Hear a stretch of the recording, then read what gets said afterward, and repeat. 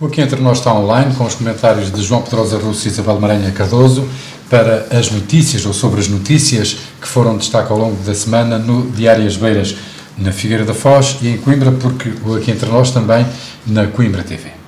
Vamos então começar com o Ministério Público. Não, com o Ministro não vamos começar hoje. Vamos começar com o Ministério Público, que recebeu 74 denúncias de praxes. Não foi o Ministério Público, foi o Ministério da Educação. É o Ministério da Educação neste caso. Eu tenho aqui este guião, não está bem. Não é um bom começo, mas enfim. Estava a dizer que o Ministério da Educação recebeu 74 denúncias de praxes abusivas. Esta é uma das notícias de terça-feira, 3 de fevereiro. João Pedrosa Russo, isto já vou no número. Sim, já há muitos anos. Praxes abusivas. Já há muitos anos que se fala nas praxes, no programa das praxes, porque as praxes perderam a piada, entre aspas, que tinham antes, sobretudo antes de 25 de Abril. E então, agora, e sobretudo por causa da mediatização daquilo que aconteceu na Praia do Meco, agora fala-se mais nas praxes. Mas uma coisa é certa, é que enquanto o Dux veterinário da Universidade de Coimbra diz que nenhum dos casos destas queixas está relacionado com abusos, mas apenas com incumprimento de normas praxistas, isto dá-me vontade de rir, porque um incumprimento de uma norma praxista pode ser um abuso. O que é certo é que o Ministério recebeu, como o J. Alves disse muito bem, 74 denúncias relativamente a praxes abusivas. No meu modesto entender, eu entendo que a praxe tem piada para quem entra nas universidades, acho que é útil, existe não só em Portugal como noutros países, mas temos que conceber estas coisas com grano salis, ou seja, as normas, as praxes são normas que regulam as relações entre os estudantes, são normas que regulam o uso, por exemplo, de trajes, etc., e a postura dos estudantes uns para com outros e, sobretudo, dos mais novos para com os mais velhos, e tem a ver com o protocolo que existe entre os estudantes, que até tem piada, a gente vai ali à Universidade de Santiago de Compostela e verifica isso. Agora, a praxe nunca pode ser humilhação e, no meu entender, muitas vezes a praxe é pura e simples humilhação e essa praxe, no meu entender, não deve existir. Isabel Maranha Cardoso, é mesmo necessária a praxe para este tipo de praxe que se conhece em Portugal para a integração dos novatos? Olá, Jota, deixe-me dar só aqui as boas-vindas ao João Russo, que andámos aqui uns programas desencontrados e finalmente aqui estamos os três. Muito obrigado. Eu sou absolutamente liberal em relação à praxe, acho que é uma forma de integração dos estudantes na própria academia. E quando li esta notícia, apetecia-me dizer muita parra e pouca uva. Não da notícia, mas quer dizer, afinal, tanta queixa, e o que se materializa mesmo para casos em análise, quer na reitoria, quer lá na Comissão de Veteranos, quer dizer, são coisas de nada. O que eu acho é que para tudo tem que haver bom senso. E, de facto, tivemos a infelicidade do que aconteceu na Praia do Meco, que trouxe à tona esta questão. Mas eu devo dizer que acho... Também fui praxada quando andei a estudar, nunca passaram dos limites do aceitável. Acho que também vai muito da forma como nós encaramos e aceitamos aquele tipo de domínio, subjugação dos mais velhos perante os mais novos na academia. Mas realmente não vi na notícia que tivesse havido algum motivo para se estar a questionar a praxe, tirando de facto aquela infelicidade que houve, mas infelizmente há azares e acidentes em todas as áreas. Então, na quarta-feira, o Diário As Beiras dá conta de que o PSD da Figueira da Foz propõe alterações ao regulamento de ruído municipal da Figueira da Foz. Não precisa, no entanto, que tipo de alterações é que propôs, mas é um regulamento que não é consensual. Sim, não é consensual e eu acho muito bem que a oposição contribua com as suas propostas, porque já o disse aqui, o facto das pessoas não estarem no executivo, no dia-a-dia, não estarem desgastadas ou assoberbadas com os trabalhos necessários dia-a-dia, às vezes até cria alguma forma, não só de opções políticas, mas cria alguma forma de discernimento que, de certa forma, podem trazer contributos válidos. Agora, não percebo é o momento em que isto é feito, portanto, quando sei, o regulamento já está a caminho da Assembleia Municipal, a caminho entre aspas, para ser aprovado. Agora, acho que há uma coisa que deve ser dita no mandato anterior, em que o Executivo não era maioritário, a oposição praticamente não precisava de propor nada à sua atuação. Não digo que não era também, em algumas matérias, construtiva, mas era muito de nos sentirmos sempre presos e cativos pelo facto de não termos uma maioria confortável para conseguir viabilizar as propostas. Agora, queria, de facto, dar esta nota em termos de funcionamento da democracia do órgão, que acho muitíssimo importante, porque estando de facto a oposição em minoria, tem a preocupação, e isso tem-se assistido, de trazer constantemente propostas. E não me parece, eu não defendo este modelo, eu acho que os vereadores da oposição deviam ter pelouros, portanto, parece-me que devia haver mais flexibilidade do ponto de vista do Executivo, na análise daquilo que a oposição propõe, até porque, no fundo, é o governo da nossa cidade que está em causa, e não digo que tudo, mas algumas coisas serão válidas, com certeza. João Pedrosa Russo. Ora bem, nestas questões é muito difícil estabelecer regras que sejam de fácil aplicação, e sobretudo nas questões do ruído. Mas uma coisa é certa, há um regulamento geral do ruído, há valores limites para o ruído, e sempre que esses valores são excedidos, ou que um normal cidadão pense que aqueles valores estão a ser excedidos, tem a possibilidade de socorrer das autoridades policiais, e a autoridade policial, se tiver meios, vai a esse local e vai verificar se o ruído ultrapassa os limites ou não. Eu sei que na prática muitas vezes isto não acontece porque as autoridades policiais pura e simplesmente não têm estes aparelhos. Os fiscais da Câmara também não vão fazer horas extraordinárias à noite. Mas isto é das autoridades policiais. Mas não é questão dos fiscais das câmaras, desculpe interromper, Jota, é porque o problema da medição do ruído é que há uma ou duas ou três, mas há poucas empresas especializadas que as vêm fazer depois a posteriori e que são muitíssimo caras, esse tipo de avaliações, portanto, mas como estava a dizer o João Russo, é a PSP é que tem de facto... São as autoridades policiais, a lei diz isso, e é assim. Agora, o que eu acho estranho, mas enfim, a mim já poucas coisas me surpreendem, é que apareça na notícia a dizer que o PSD propõe alterações ao regulamento do ruído numa altura em que, segundo parece, o regulamento do ruído já estava aprovado na Câmara e agora passa para a Assembleia Municipal. Se assim for, a própria sugestão que a oposição propõe é tão vaga e tão imprecisa que esta sugestão é igual a zero, não dá rigorosamente nada. Eu acho que a questão do ruído tem que ser vista com muito bom senso numa cidade turística como é Figueira da Foz, com imensos bares, como existem muitas outras cidades semelhantes, e a maior parte das queixas, nem todas, mas a maior parte das queixas são de ruídos exteriores aos estabelecimentos, fora dos estabelecimentos, onde aí a própria PSP pode agir. Evidentemente que é preciso muito bom senso, a PSP não pode estar a repreender as pessoas constantemente, como é lógico, isto é uma questão também de cidadania, é uma questão complicada, mas estas questões, no meu entender, têm que ser vistas com muito bom senso, porque de outra forma não chegamos a lado nenhum. Passamos para quinta-feira, dia 5, historiador maldito, entre aspas, e que se auto-intitula, aliás, que é Alfredo Pinheiro Marques, insiste no Museu do Mar. Ele diz que já tem 600 anos, não dizem na notícia, mas tem dito publicamente, já tem 600 anos de atraso. Naquela altura, dos descobrimentos, duvido que alguém pensasse no Museu do Mar, mas Pinheiro Marques insiste em que ele faz falta na Foz do Mondego. Tem uma ligação histórica com o mar e com os descobrimentos. Eu conheço o Alfredo Pinheiro Marques há muitos anos, tenho muita simpatia por ele, mas também reconheço que algumas das suas afirmações são de facto exageradas e pecam pelo exagero, e por isso é que muitas vezes ele não é tão tido em conta quanto deveria ser. Agora, uma coisa é certa, a Figueira da Foz deveria ter um museu, uma outra instituição qualquer, seja o que for, ligado ao mar. E se não teve, já teve a oportunidade de ter. E Alfredo Pinheiro Marques e outras pessoas, nomeadamente o meu tio Manuel Luís Pata, chamou a atenção para isto quando aquele barco, aquele navio bacalhoeiro Carlos Cação, estava na Figueira da Foz e podia muito bem ter sido aproveitado para se fazer um museu ao ar livre. Eu conheço, perto na região de Massachusetts, nos Estados Unidos, um museu do mar, onde está atracado uma embarcação onde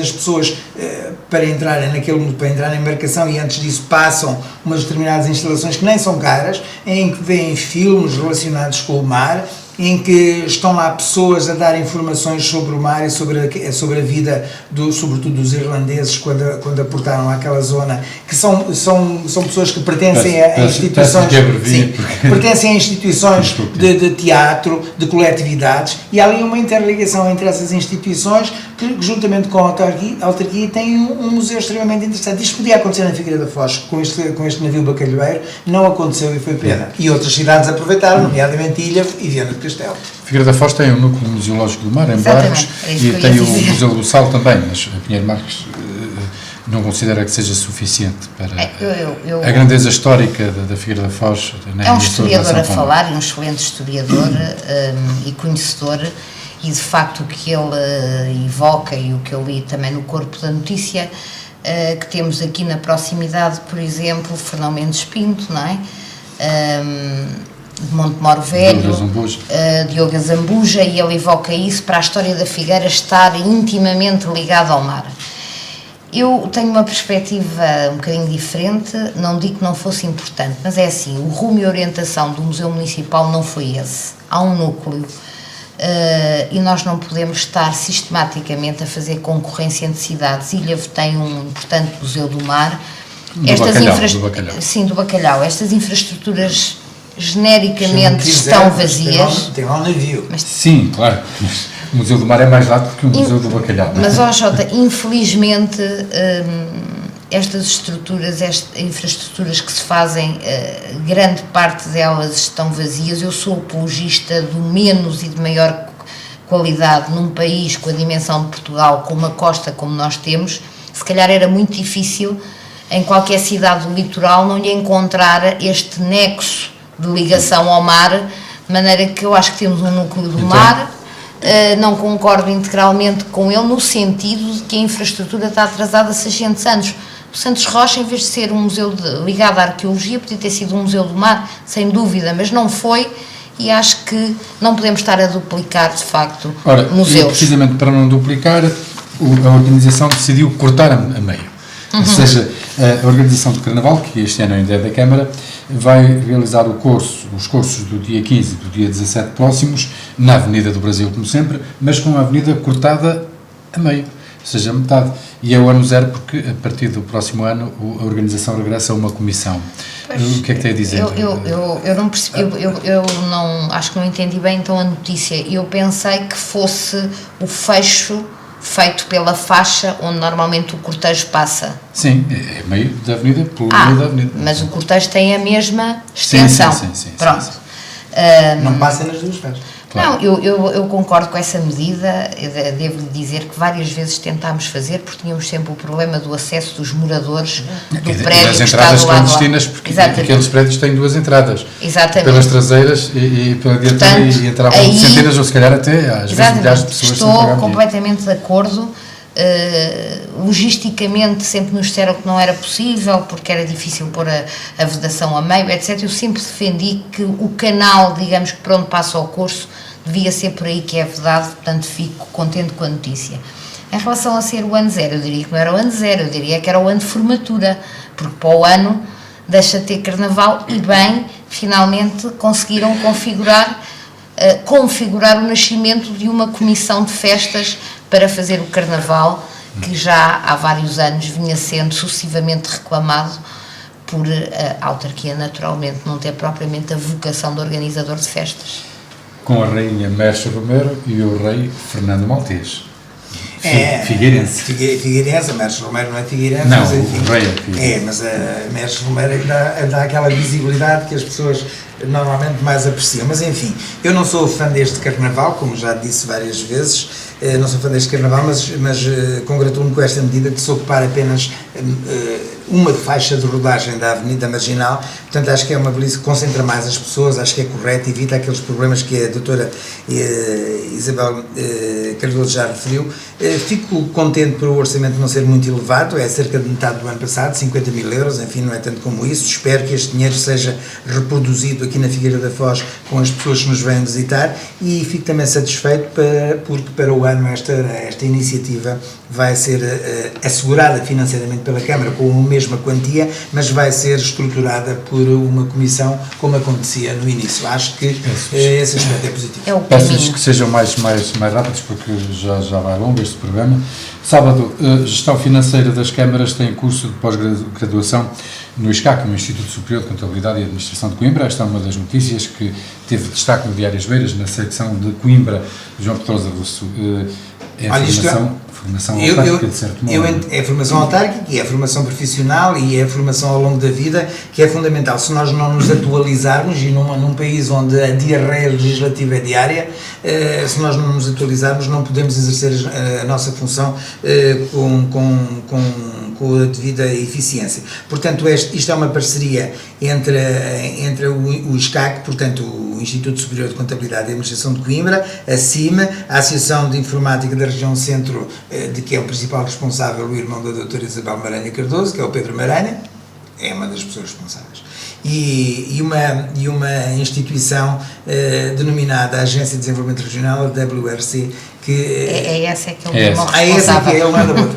Então pronto, eu sabia que ele estava ligado. Exato. E portanto é isto uma empresa multimunicipal, é uma associação de municípios. Portanto, isto é uma belíssima iniciativa. Este curso de pós-graduação é extremamente interessante e eu tenho a certeza que vai ser muito útil para todos aqueles que quiserem inscrever. A doutora já foi vereadora da Câmara e tinha o pluro das finanças. Exatamente. Também. Não, é que a contabilidade pública tem, de facto, especificidades diferentes. Eu acho que a Business School de Coimbra, de facto, teve uma belíssima ideia em montar uma pós-graduação para esta temática concreta. Agora, queria dizer uma coisa, o acesso a esta pós-graduação é só para pessoas licenciadas. Eu queria dizer que os municípios, na generalidade, os grandes técnicos e os grandes quadros técnicos, na minha opinião, e daquilo que conheço, e muito especificamente o município da Figueira da Foz, tem muita gente que não é licenciada, mas que ao longo dos anos foram sistematicamente estando dedicados à área financeira e que devia haver um estatuto para essas pessoas que quisessem frequentar uma pós-graduação deste tipo, porque elas são super conhecedoras das matérias financeiras e normalmente até são elas que ensinam aos licenciados. Então vamos terminar com a autarquia a investir 310 mil euros, mais coisa menos coisa, na Quinta das Oleias. E muito bem. Bem, sempre que há património é preciso fazer a manutenção desse património e por isso, se é necessário fazer determinadas obras na cobertura, nas paredes, na castelharia da Quinta das Oleias, é óbvio que esta medida é acertada. Portanto, a manutenção dos edifícios é sem dúvida fundamental se queremos preservar o nosso património. Mas a Câmara está a fazer outros investimentos também. Também em pavimentar vias e acho muito bem porque estando, digamos que mais estabilizadas as finanças e houve também algumas folgas do encerramento do programa operacional, o que fechou agora, e há pequenas verbas que vão sobrando e que vão convidando, no fundo, os municípios que tinham projetos em lista de espera a serem apoiados, que os aproveitem, porque nós não podemos estar também a pedir aos particulares que façam as suas obras nos seus edifícios, na reabilitação urbana, e normalmente ser o município um mau exemplo porque não trata dos seus. E não podia tratar porque manifestamente não tinha dotação orçamental para isso. De maneira que acho que são prioridades que, na minha opinião, eu também as poria logo em primeiro lugar, porque são muito necessárias, as Oleias estavam a precisar muito de intervenção e as vias de comunicação estão à vista de todos os cidadãos reclamam os buracos, portanto, quando houver um bocadinho de dotação financeira para uns buraquinhos de alcatrão, acho que a Câmara faz muito bem. Vamos então ao seu assunto para esta O meu é edição muito do Entre Nós. rápido, era só para saudar o Ginásio Clube Figueirense, que fez 10 anos, portanto, o seu gabinete de comunicação e que está sempre ativo e sempre a produzir, e anunciou igualmente, esta cerimónia foi na sala Museu do Ginásio, que é uma coisa que eu acho que os ginasistas, espero que todos os ginasistas e não ginasistas a conheçam, porque é uma coisa notável, feito da Carolice, o acervo daquele clube, e também saudar, portanto, a iniciativa da construção da nova carreira de tiro, porque de facto temos renome importante nesta área aqui na Figueira da Foz. Então, Muito rapidamente, para felicitar os Estaleiros Navais do Mondego, aqui na nossa cidade da Figueira da Foz, por terem concluído a primeira reparação de grandes dimensões de uma embarcação depois da nova administração ter tomado posse. Oxalá esta nova administração consiga obter mais contratos desta relevância, porque a indústria naval e a de reparação naval é uma das indústrias tradicionais da Figueira da Foz que estava a desaparecer e assim parece que não vai desaparecer. Parabéns aos Estaleiros Navais do Mondego. obrigado pelos vossos comentários. Aqui Obrigada, entre nós, Jorge. na Figueira TV e na Coimbra TV, na próxima semana são os comentários de Isabel Maranha Cardoso e João Pedrosa Russo sobre as notícias que foram destaque ao longo da semana no Diário As Beiras.